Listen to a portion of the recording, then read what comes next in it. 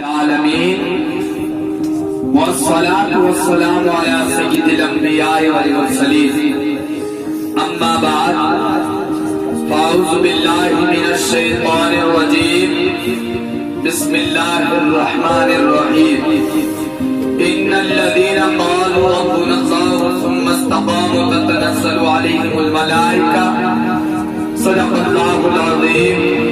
وصدق رسوله النبي الكريم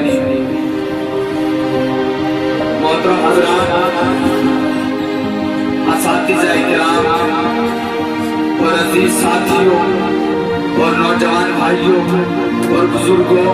السلام علیکم ورحمۃ اللہ وبرکاتہ۔ اللہ تبارک و تعالیٰ کا لاکھ لاکھ شکر ہے کہ اس اللہ تبارک و تعالیٰ نے ہمیں اپنے پیارے محبوب حضرت محمد عربی صلی اللہ علیہ وسلم کی امت میں پیدا فرما کر ہر طرح کی نعمتوں سے نوازا۔ میں نے آپ حضرات کے سامنے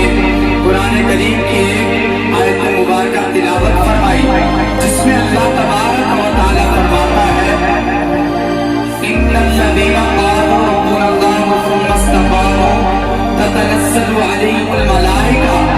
بے شک وہ جنہوں نے کہا ہمارا رب اللہ ہے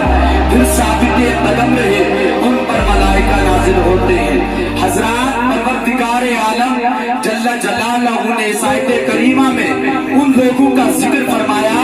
جو ایمان لانے کے بعد اس استقلال سے ثابت قدم رہے کہ دنیا کی کوئی طاقت ان کے پائے ثبات کو لغزش نہ دے سکی۔ حضرت علامہ جلال الدین سیوطی